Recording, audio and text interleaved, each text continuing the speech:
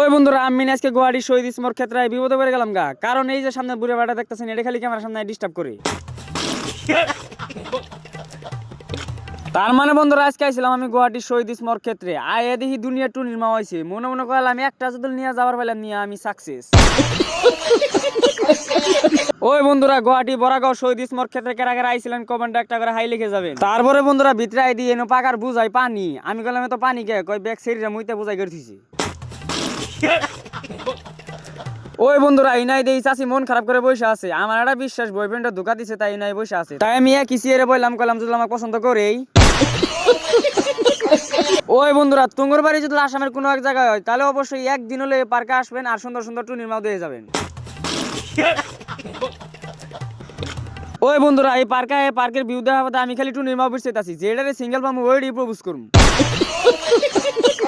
তার মানে বন্ধুরা এই পার্কে ভাবি জেডি চাচা চাচি খালা খালু দাদা দাদি যেত যা আছে সব আছে, আপনারা কিসের জন্য বাইতে বসে আছেন? আপনারাও আসেন, পার্ক দেখবেন না মাল দেখবেন দেখে যান, আমি কিন্তু মাল দেখতে পারাইছি।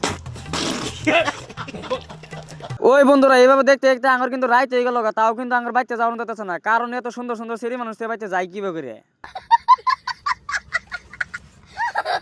তো অবশেষে আমরা দেখতে দেখতে বাড়ি মুখ রওনা দিলাম। তো আজকের মিনি ব্লগ এই পর্যন্তই শেষ, ভালো লাগলে লাইক কমেন্ট শেয়ার করে দিবেন, আর বন্ধুরা অবশ্যই পেজটিকে ফলো করে দিবেন। Bye bye.